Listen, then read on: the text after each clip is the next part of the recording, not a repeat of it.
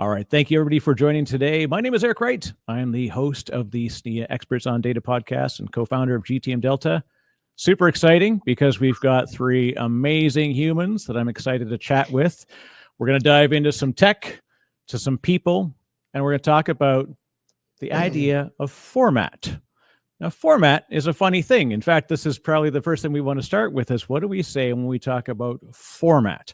Under the auspices of an amazing group of technologists of SNIA coming together, building standards, we've also focused a lot on how do we make sure that our practice areas align with what we call data focus areas. So if you go to the SNIA website, you're going to see a lot of really, really neat stuff that we're doing around making sure that we're bringing down sort of columns and pillars of where practice areas align, but we're actually seeing a lot of cross-pillar alignment. We'll get into that. But more than anything, let's get into the amazing folks I'm sharing the call with today. So if you don't mind doing a quick introduction, let's start with Curtis, and then I'll work our way around. Well, thanks, Eric. I'm Curtis Ballard with Hewlett-Packard Enterprise. I'm a storage strategy technologist with Hewlett-Packard Enterprise, working on future storage technologies. With the SNIA organization, I'm a member of the technical council, where I help the SNIA organization organize, run, oversee their technical efforts. You are the one of the cat herders. Welcome Yes. to the joy, George. Hey guys, my name is George Pamboris, and yes, it's a Greek last name, German accent. People get so confused by this. Industry veteran for more than 20 years. Worked for EMC, Dell, Hitachi. Right now at NetApp right now, and my main focus is product management engineering. So my job is to define what and why, and work with the house on this one. I did work with SNIA in 2005 on the NDMP twig back then, long time ago. And right now I'm board of directors at SNIA, driving new standards with the whole team. Fantastic. And I love the potpourri of both accent and background. This is we've got a good diverse representation. And last but very certainly not least, Michael, if you want to do a quick intro, and then we're going to jump in. Awesome. Hi, this is Michael Hord, and I've been in the industry for 30 years, working with McDonnell Douglas, Boeing, Sequent Computer, IBM, Seagate, and Intel. And so I'm the chair for the Cloud Storage Technology Initiative, and we have two subgroups, or they're different twigs and activities that are going on. And it's one is the Cloud Storage Twig that's working on CDMI, the Cloud Data Management Interface. And then there's another group of folks that we've just put together over the last year, and that's the Cloud Object Storage Compatibility Plugfest. And we'll talk more about that later. So. Yes, remind me. Definitely, let's cover Plugfest, because that's actually such a fantastic format, and I've participated in some myself back in the day before I was when I was a vendor and contributing on some of the working group stuff. So very, very cool. Awesome. But like as James Lipton says, we start as always from the beginning, which should be, what does it mean when we talk about format data? George, you want to walk us through what we're talking about in this? So to remind everybody about SNIA's main mission, right? SNIA is people say a safe space where competitors come together to collaborate in the favor and the benefit of the end customer, right?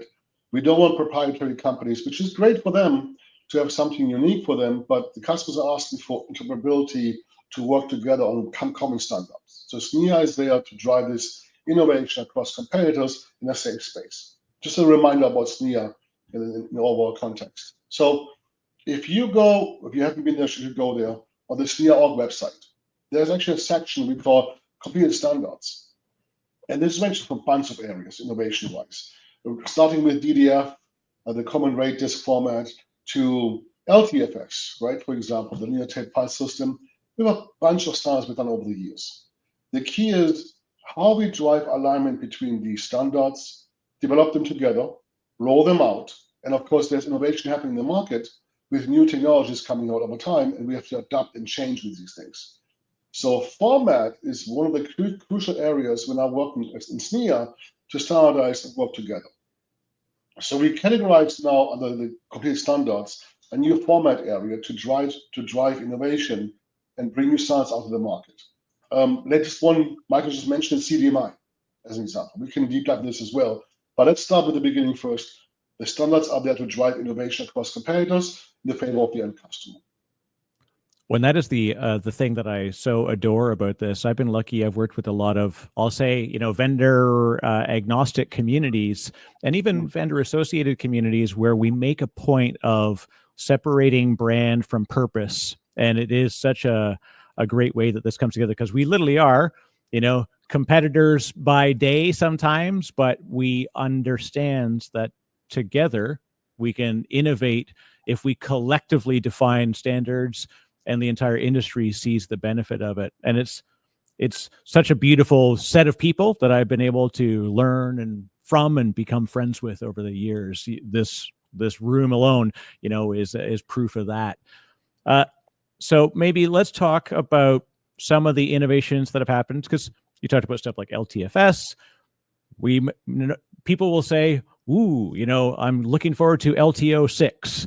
May not sound exciting, but not realizing that there is a lot of innovation, even in stuff that is tried and true standards that are evolving along with physical, and software capabilities. I'll let you guys go. Maybe Curtis, I'd love to get your thoughts on, what excites you about what's being innovated on. Yeah, so you mentioned LTFS and people being excited about LTO6. I chuckled to myself when you said that, Eric, because people are currently excited, I hope, about LTO10. Look at that. We're way ahead. I'm so far behind. Yeah, the technology changes so fast, you just can't keep up with it. So for those that don't recognize the acronym, LTO is linear tape open, and it's a tape technology which a lot of people think is gone. I've worked for Hewlett-Packard Enterprise for over 30 years now, and when I joined the company, I actually worked for the team that was directly connected to the group that did tape products, and people told me, don't ever get put on one of the tape projects. Tape is dead. That was over 30 years ago. Mm-hmm. And just in the last year, I can't count the number of times I've run into people that I've told I work for Hewlett-Packard Enterprise, and they've said, "Oh, Hewlett-Packard Enterprise, you guys have tape products, don't you? We've got AI solutions where we're creating lots of data and we're looking for ways to save it cheaply." So tape is still very much alive and is actually getting a bit of a resurgence with all of the AI training and needs to have cheap ways to archive data that was used in AI and archive data that's generated by AI or data that you might want to use for AI. And LTFS is a standard that SNIA worked on a few years ago. It's not currently under active development because it's successfully being used in a lot of industries today. LTFS is the linear tape file system.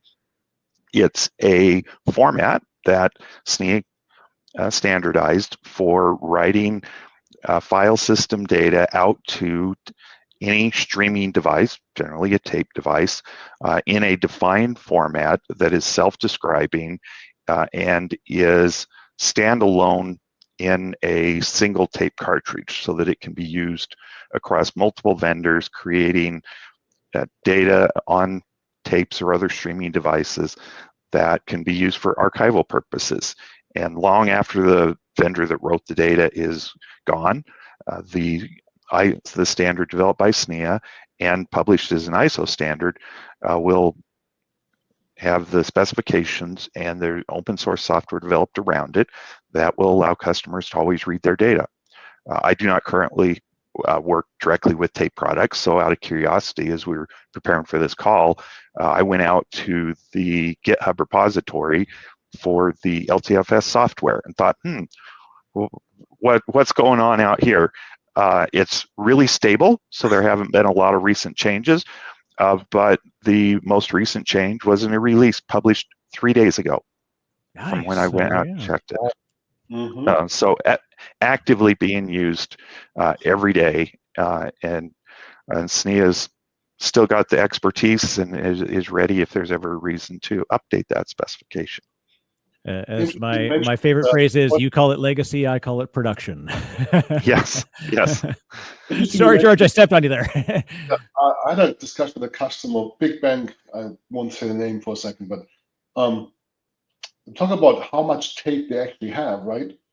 And we talk about exabytes on this thing, and he goes, we have over a zettabyte of tapes. And I go, wow, right? And they say, oh, we use the World War II silos, the bunkers. Oh. They store these tapes there because temperature is perfect for these guys.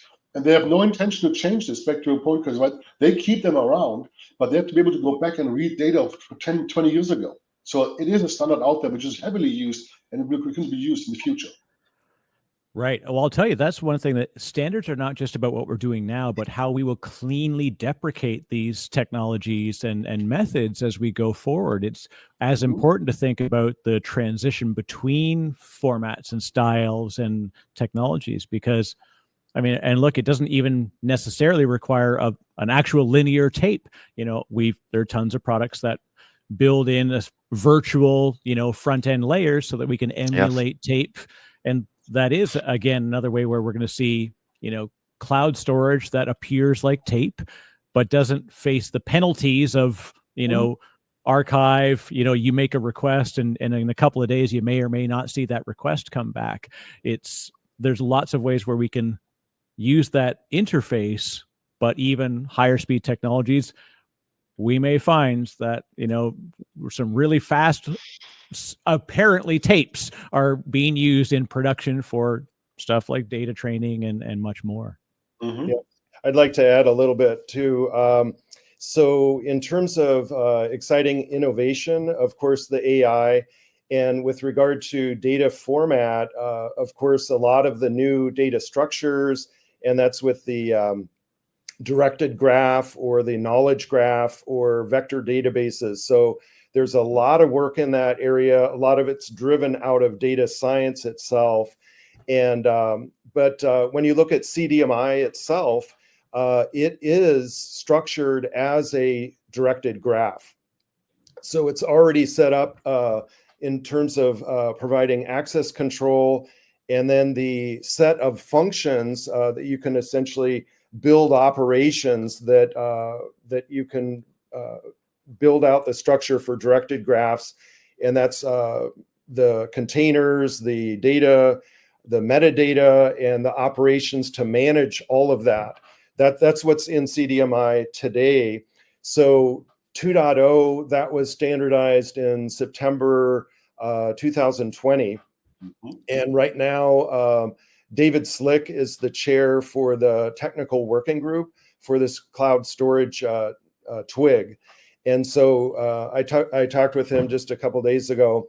And so the intention is to bring to the table new data structures. So that's data format, and then the potential for different semantics with regard to language support, protocol support. There's several NFS, SMB, those are very well established, but there's others that we need to look at. So part of the effort is to assess the industry, what are the needs, and just like what was shared earlier, I think, George, you mentioned, SNIA is entirely member driven. So everything we do comes from member requests. And when we see a pattern where, gosh, there's a lot of folks coalescing, and then we have that discussion as an industry group to then get consensus and then start driving collaboration.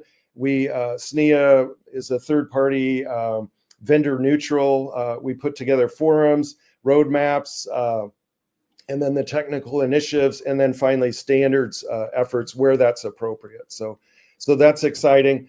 The other aspect, just briefly, is on the data formats with regard to multi-protocol gateways. So when you're looking at actual on-prem to cloud and multi-cloud, all of this is so dynamic in terms of shifting data. So the data format integrity is to have a unified management, but also the capability to have consistency and integrity, across all the multi-protocols. And of course, the existing cloud has a number of very large entities, but those are all different. There's a lot of protocol translation that happens under the covers. And that's precisely what we're working on for the Plugfest. So I just wanted to give that little point on that part. Go ahead. Yeah, the Plugfest and the human cross collaboration is what's amazing. And in fact, I've seen a lot of vendors who made the choice to not run to the market with a product, but run to the industry with a standard. And then through developing those standards, then develop a product that has, a way to interact via that standard, because that ensures that they have partners and innovation is shared. Because they always say we don't want to reinvent the wheel. Well, we've actually reinvented the wheel quite a bit, because the previous wheels used to not be good, or they were fine at the time, but wheels have evolved, not necessarily at an incredible pace, but it needs to happen. Or they become a reference architecture, and then the new foundation is built thereon. So right, yeah, and it's we forget about how much happens that way. You just mentioned how people innovate and the environment is changing. Let me go back what Michael just said about CDMI. Yes, September was 2020 last update, but the version 1.1 was in 2011. So why was there a need? Let's touch this for a second, for changes. Here's one example. 18 months ago, customers were saying, how do I prevent hackers coming in? That was 18 months ago. The last 6 months, all the CIOs, CEOs in our customer briefings are now saying, what do I do after I get hacked? How can I restore? So the cyber attacks happening left and right are rapidly increasing. So the market shifted now from how do I stop hackers to how do I react? How can I recover fast? Ransomware attacks is an example, right? Huge out there right now. So the market has shifted. As a result, we have to adjust the standards as well. So we went beyond than just saying, how do I store data? How do I access protocols to the data? But how do I secure it? How do I do key management? How do I access across protocols to ensure data integrity? Who has authentication, authorization, different methods, right? So the CDMI style has evolved big time over the last, I would say, 5 years to adopt innovation, and security changes over time. Security is becoming a key point going forward.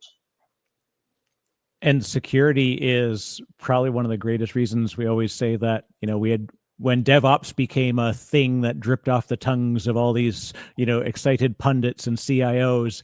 And then along the way, about a year and a half later, suddenly comes DevSecOps. And someone said, whoa, why do you have to explicitly put sec in the middle? It was implied. I'm like, well, it may have been implied, but they weren't actually there. So yeah, we've had to go out of our way. But in the SNIA, in the twigs, so the technical working groups and a lot of the other parts of the community, the fact that you're in the room with people that are security experts and they have software developers. So all of these people that in production environments collaborate, but they never collaborate in the planning room. We're doing that now. It's actually the successes in software optimization for things like what we do with LTFS and CDMI.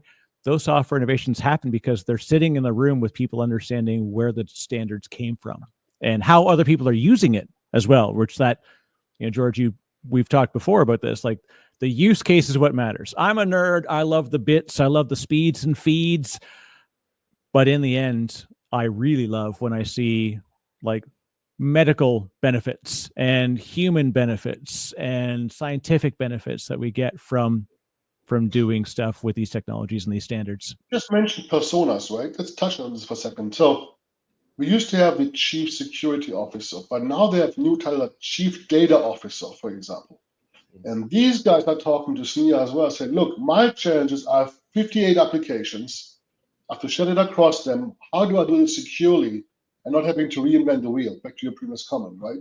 These guys are talking to us about standards. And CDMI, one example, is awesome for these guys.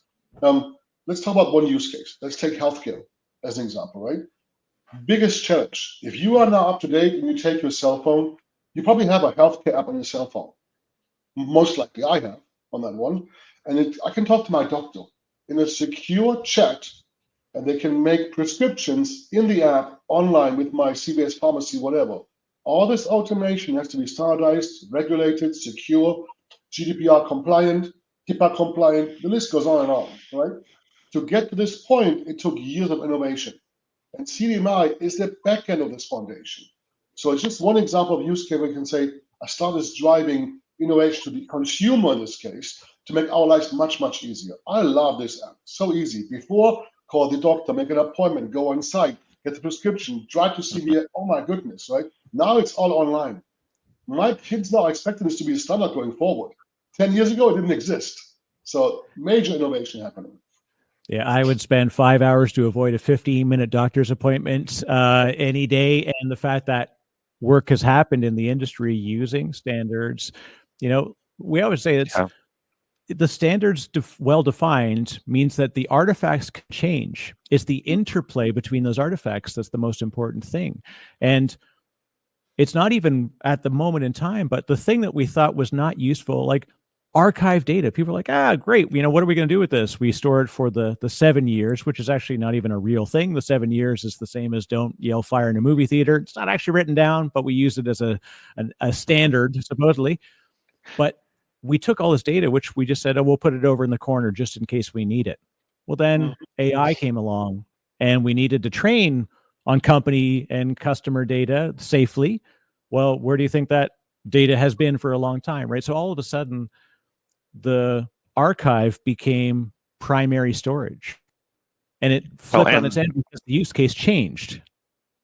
Yeah, and the topic we're talking about today became way more important. The formats, the formats that organizations like SNIA help define. SNIA is not the only one, but SNIA focuses on formats of data in storage ecosystems, and it's critical that we have these well-defined standards for how your information is formatted in your storage system so that you can create the interchange between the systems that enable the technologies like George was just talking about with his medical app. If you don't have well-defined standardized formats, you don't get the information exchange that enables the technology that so many people count on today. And SNIA is here to help define those formats. And one of the things we're trying to do today is look at what's the next gap. Where is the next format that we need to be defining to enable that next important information exchange opportunity? I love that comment. If I may finish the previous thought on this one, which you just said was a good example. So back to my healthcare example. Let's finish the loop and show you how these things work together. Back to format data from Eric in the beginning, right? I just touched base on CDMI. However, if you swipe your ID at the doctor, they have the system in place with CDMI to go back to the tape device before and pull up your x-rays. So now we have CDMI working with LTFS together, number one. This is somewhat stored in a system, maybe a NAS device or something else, storage system using DDF formats. So now we have 3 formats in one healthcare use case working together from SNIA. So it's not just one example of standard. These work all hand in hand together. Just to have this as well, interoperability between us is very important. If you haven't seen or haven't been to our conference, by the way, the SNIA Web conference was in September in Santa Clara, and we had, for example, David Silk give an awesome presentation on CDMI with example use cases. If you haven't been there, next one is coming up, one in Colorado early next year, and then of course October next year in Santa Clara again. Please come there for that one. But you just mentioned Curtis futures. Just to give you a quick glimpse of another example on formats. I'm driving now a new initiative within SNIA as well, how we can start across NFS, SMB, and S3. Just an example. Doesn't exist yet. It's a brand new program. It might not complete anytime soon, but customers are asking us, I have compliance issues, I have auditing issues, I have share of custody issues. I'm working now cross-functional SNIA across all our competitors together to come to the end customer view and say, how we can make their lives easier to have one start across these things. It might take us 6 months, 2 years, it doesn't matter. The point is the customers have a challenge, recognize the SNIA as a team, and we'll work on new standards going forward. So we don't stop today. We have new stuff coming all the time. Right. And then going back to the data format, that it's not just simply the data itself, but it's the metadata that really should be stored with the data, and that those should be very closely coupled and go together as things progress, wherever that data is migrated or used across a multi-cloud. And that's actually what CDMI does. And so when you look at what George was talking about, the healthcare example, what they're doing as far as data science or the data chief data officer, et cetera, they're looking at the overall structure of all data, and that's the ontology. And so it's literally at the highest level. And then in order to make that searchable, then they're using knowledge graphs and algorithms to then get to more precise or exact results, instead of like with a vector database, it's more of a similarity approach algorithm, and that is not exact. So that's kind of the bleeding edge of using vast amounts of data, and with the tape that was described with zettabytes. But it's really, how do you package that into a way that's consumable and useful in our lifetime, instead of calculating over decades. It needs to be responsive. So, and that's where the technology is at right now today. And I'm excited about SNIA's play in this. I love your example about AI, Michael. You want to touch base on security for a second, because we have seen the news. Oh, ChatGPT index blah blah without my authorization. You want to touch on this one too for a second? Yeah. So I'll start off, and then Michael, maybe we could complement this one. You have seen in the news about all these LLM models out there learning on data sets, and you can see all these actors suing companies now said, you used my data without my permission. Okay, you just touched base on this, Michael, about security vector databases. You want to elaborate maybe on the security aspect of this one? Yeah. So with the and I'll just say the example is CDMI. It has all of the access controls. It has delegated access control, so you can use the proprietary or the system that of your choice on-prem. And so there's all the ports and exports in and out of going down to ACEs, which is access control entries. So it's very fine-tuned down to the individual object level. And with that metadata that is processed along with the provision of data, they're able to look at those aspects that George just talked about, as far as the heritage or lineage of that data. Where did it come from? What are the protection methods? Need to know who should be involved. So all of that is something that exists today. So the next step is really applying that into real systems. So go ahead. Yeah, and this is what you really highlight, is this thing of that definition of the sureness of the format means that everything else we do can always rely on that consistency across platforms, across software, across hardware. Even RAID is, well, again, not a lot of innovations happening in RAID, but yet the hardware and software innovations that allow us to do more with understanding how to optimize and extend the life of hardware and protect, another group that we have as a data focus area. I had a little mini server back. I'm an older fella, so used to have those like tiny servers, started in distributed computing, and we had extra ones that were left over because they've been decommissioned. And I thought, I'm a nerd. I want to dig in and do some new Windows NT goodness.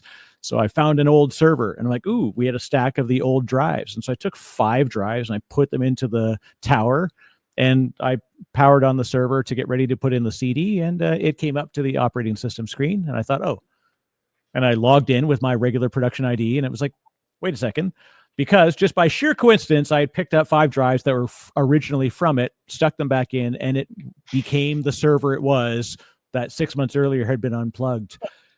And security problem, because we didn't really think about how to clean that data, the fact that 5 disparate drives had enough information to be able to tell the controller to rebuild the operating system back in place.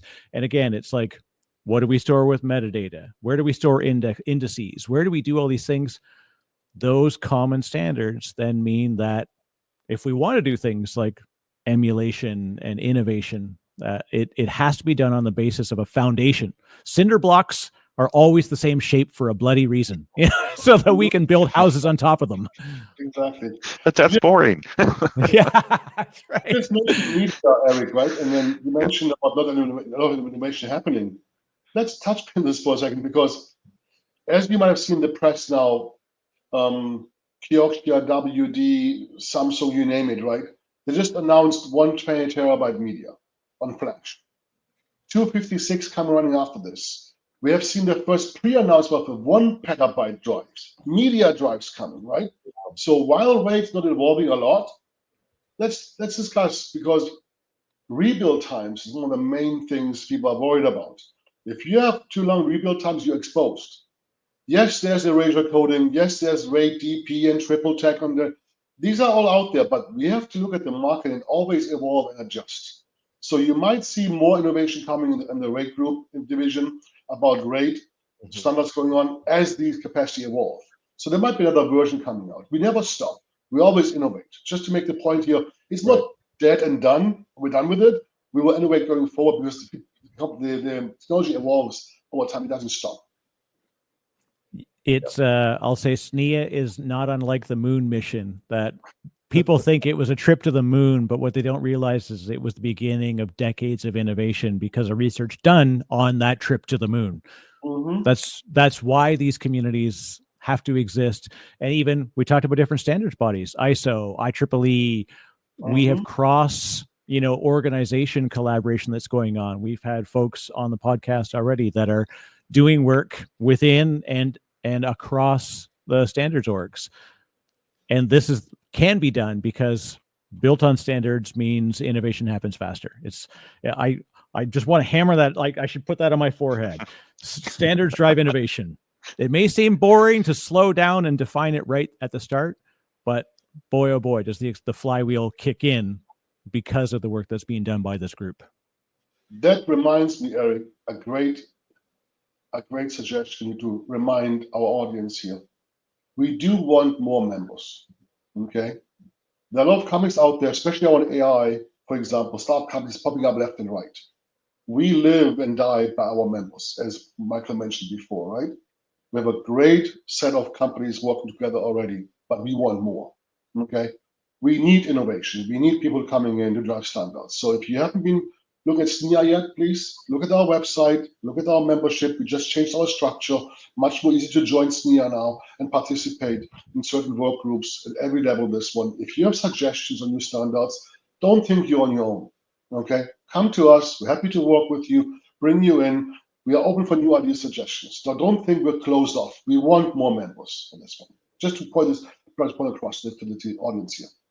And the beauty of how we can safely share how we're doing things that still allow us to, in our individual companies, continue to work as the way we do, but the fact that you can probably save a ton of time. Just being in that room and seeing, like I said, the talks that happened at SDC, and they're on the YouTube channel as well. There's quite a few that are there, so folks should go check those out. Mm-hmm. You get to interact with engineers who are building these tools and seeing real customer experiences. That there's very rare opportunities to get in front of that kind of community. So oh boy, I could spend all day with you guys, but I definitely want to say, as a wrap for what you see ahead, and specifically around format, but SNIA in general with 2025. Curtis, I'll let you lead us out. What's got you fired up about what's new and coming? Oh, well, we've mentioned it several times already, but AI has just introduced so many different things that people are thinking about, and kind of related to the data format area. I was talking to somebody just the other day that is struggling with data provenance for AI, and how they're having challenges with every AI tool that they use stores provenance information in a different format. And there's opportunities for identifying how we can take some of these tools that the world is building on for AI and start creating a little bit more structure around how those things can work better together. And especially, there's so many things throughout the storage infrastructure behind AI that is everybody is focused on the GPUs and the compute and the processing. There's this entire storage layer that underlies that. You've got to get that data into your AI processing. And there is so much opportunity for building out that storage layer for accelerating your AI world. And Michael, what's got you excited to wake up on Christmas morning knowing that you've got a year ahead and presents to open? Well, I'd have to say that every day is pretty much like that, opening brand new presents every day through the year. And the reason I'm saying that is this last year we had a very remarkable activity with the Plugfest. There was a whole community put together, and many of the contributors are not traditional SNIA members. So we're reaching out into areas for cloud storage that, and it's not just the storage, but it's the gateways and other infrastructure that goes on-prem and various software. So, and to get very specific, with the Plugfest, we conducted that in September. We had a November 21st webinar. So I'd love to, like in your comments, we can publish that link for that. Yeah. But that was a report to the industry on the activity there. And that gives a lot of the details as far as what we're planning next. However, about a week and a half ago, we kicked off a new activity that's a open source test suite development for supporting the Plugfest. And we're going through the review process within SNIA to create a new organization for that. And so that was just recent. We've got our Plugfest calls coming up in January, as well as the open source test suite. So we have separate calls for that. And then just yesterday, I had a wonderful conversation with one of the candidates we're looking at for leading the open source test suite development. So, and why I point that out is what excites me is to have those conversations where, these are time commitments and it's not easy. People are extremely busy, but when you have something vitally important that is exciting, and then having that discussion about, okay, where is the industry going? How can we influence that and provide a significant impact? That's the kind of discussion just individually we have, but also with our forum. We had a birds of a feather session looking at strategies. And then the final thing is I'm doing some outreach to open source test people. So it's a very long list of new people. So my goal personally is to double the size of our test matrix by April for the next Plugfest. Fantastic. Thank you. And that's where real testing happens. I always say there's no greater lie than things like I have read and accept the terms and conditions and all the tests are in the PR. Yeah. Thank you. Yeah. Nice. Excellent. Well, definitely we've got a lot ahead and I want to make sure that we bring it back. So George, my German and my beautiful cornucopia background friend, what is ahead for us and what has you excited about 2025? So being the board of directors for SNIA is an amazing role. The collaboration is awesome across the companies. Also being part of the membership committee with our new structure we just rolled out and we haven't seen, please check it out. We now made it easier for you to join. And Michael just mentioned Birds of Feather event. I hosted my first one at the STC this in September. And I was just so happy to see that even competitors in a room can talk about customer outcomes and how we can benefit. And the concern about companies saying, oh, I would share my confidential IP. You don't. You don't have to share any IP whatsoever. This is about the customer outcome. It's not about we want your IP to publish your IP and you no longer differentiate in the market. No. We talk with them and say, you can be first to market. If you have some innovation, bring it up, right? We want to work with you on these things. So what excites me right now is 2025 coming up on this one. Working with these new Birds of Weather events, they drive new standards across all these competitors working as one team. There's no A, B companies thing. What's the point for the end customer? How do we get there on these things? And I'm looking forward to the Colorado event coming up next year, the STC next year, October coming up, for even more innovation and driving new standards in the future. That's what excites me about the future. We almost need a podcast just called The Humans of SNIA, because that is the reason why I love being there. And as you said, we know how to safely exchange ideas without breaking the boundaries of IP.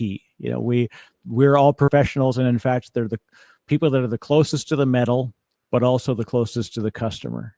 And being able to bring those together is such a fantastic thing. So yeah, definitely, folks, listen to this amazing crew. So Michael, George, and Curtis, thank you for sharing time with us today. And if people want to reach out, of course, connect with all of us through SNIA events. There's great virtual events as well as in-person events. Head to SNIA.org and see where all the action is. There's lots of stuff that's coming up. And quickly, so for folks, if they did want to connect with you directly, what's the best way? Curtis, if we want to spend more Curtis time, how do we do so? If they want to connect with me directly, my email address is widely published through a number of industry organizations, and they're free to look me up through any of the multitudes of documents I've contributed to. Send me an email. Of course, there's always communication mechanisms like LinkedIn and other social media platforms. Fantastic. George? Same here. I've been in this for 20 plus years, many companies, but there are open websites like LinkedIn, you mentioned other ones. Our published names are in there. If not, sure, they can reach out to Eric for you to reach out to us. And by the way, there are no dumb questions. Anything you might have, reach out to us. Happy to work with you. Bingo. I love that. That's exactly it. Michael? Yeah, so easiest way is CSTI chair at SNIA.org. Very quick. Fantastic. Yeah. And definitely, anybody who is at SNIA.org is a friend of mine. So, folks, thank you for sharing an amazing year together. We saw a lot of cool changes in 2024. Much more coming ahead, much more great conversations like this. So even if you're seeing this after the new year is already launched, there's many more coming. So head to the website. The podcast as well is available for audio subscription, and we're also on YouTube. So these beautiful smiles can be seen ad infinitum, which is also the reason why none of us really need to give out an email address. We're everywhere. But come to SDC. It is truly one of the best groups of folks, and a great. It's a nerd fest in the greatest possible way. And with that, thank you very much, team.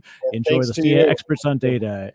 Thank you. Yeah, this is a lot of fun. I love my job. I love all that we do. And we'll see you all at the next SNIA event. Thanks, Eric. Thanks, Bye. guys.